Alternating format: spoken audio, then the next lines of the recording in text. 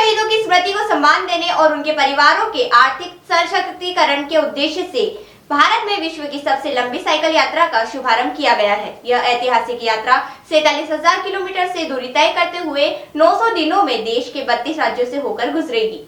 देश के शहीद सैनिकों को श्रद्धांजलि अर्पित करने और उनके परिवारों के सम्मान एवं सहयोग के लिए एक अनूठा अभियान शुरू किया गया है। इस अभियान के तहत 47,000 किलोमीटर लंबी यात्रा निकाली जा रही है, जिसे विश्व की सबसे लंबी साइकिल यात्रा बताया जा रहा है। यात्रा के दौरान शहीद सैनिकों, सेवानिवृत्त अधिकारियों और सैन्य कर्मियों को सम्मान कार्ड प्रदान करने की मांग की जा रही है। साथ ही शहीद सैनिक सम्मान पहल के अंतर्गत कक्षा 12वीं में 85% या उससे अधिक अंक प्राप्त करने वाले शहीदों के बच्चों को विश्व स्तरीय शिक्षा सहायता प्रदान करने का प्रस्ताव भी रखा गया है। इसके अतिरिक्त शहीद बल सम्मान योजना के तहत शहीद सैनिकों की बेटियों के विवाह हेतु राज्य और केंद्र सरकार द्वारा संयुक्त रूप से 20 लाख रुपए की अनुदान राशि प्रदान करने की मांग की गई है। यात्रा कर रहे साइकिलिस्ट अभिषेक ने बताया कि वे यह संपूर्ण यात्रा बिना किसी आर्थिक सहयोग के कर रहे हैं। उन्होंने देशवासियों से इस मुहिम से जुड़ने और सहयोग करने की अपील की है। ट्रस्ट के माध्यम से एकत्रित की जाने वाली राशि शहीद सैनिकों के परिवारों के मेरा नाम अभिषेक है। मैं यूपी के देवरिया से संपूर्ण भारत शहीद सेना सम्मान यात्रा कर रहा हूँ। ये दुनिया की सबसे लंबी साइकिल यात्रा है और 47,000 किलोमीटर की, लगातार 900 दिन की है। और सबसे टफ है कि विदाउट मनी है, किसी से एक भी रुपए लेने नहीं है, आपको बस चलना है, सरवाइव करना, खाना मिले तो खाइए, नहीं मिले तो वैसे सो जाइए। तो ये शहीद सैनिकों के परिवार के लिए है, शहीद सैनिकों के परिवार के सम्मान के लिए।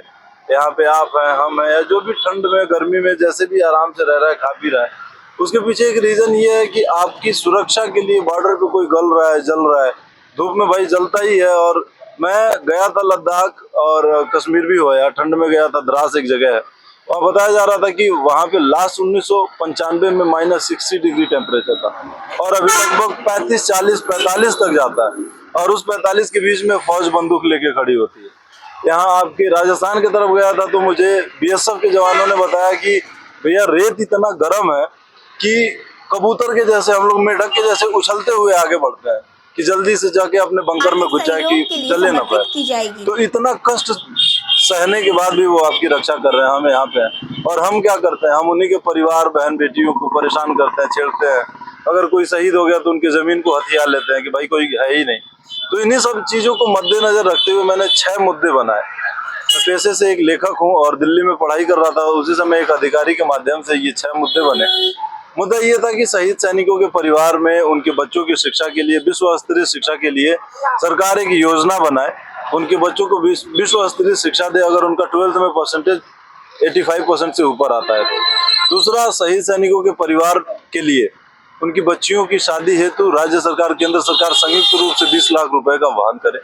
तीसरा ये है, शहीद सैनिकों के परिवार के लिए उनके अगर माता पिता हैं और कोई घर वगैरह नहीं है तो सरकार हर 3 साल पे इंस्पेक्शन करवाए और उनको अगर छत नहीं है तो कम से कम 2 कमरे का छत दिलाए। चौथा, शहीद सैनिकों के परिवार की समस्याओं को सुनने के लिए हर जिले में कम से कम एक तो पुलिस इकाई उनके लिए बस बनाई जाए, जो उनकी समस्याओं को वरीयता से सुने और तुरंत निस्तारण करें, उस पर जांच करवा के।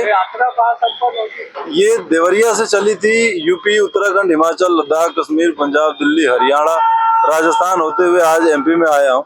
यहाँ से राजस्थान, गुजरात, मध्य प्रदेश, महाराष्ट्र, गोवा, केरल, कर्नाटक, तमिलनाडु, आंध्रा, तेलंगाना, अंडमान, फिर तेलंगाना, वहाँ छत्तीसगढ़, उड़ीसा, पश्चिम बंगाल, झारखंड, बिहार और उधर 7 सिस्टर होते हुए, बिहार होते हुए आपके देवरिया जिला में, यूपी में मैं ये यात्रा समाप्त करूंगा।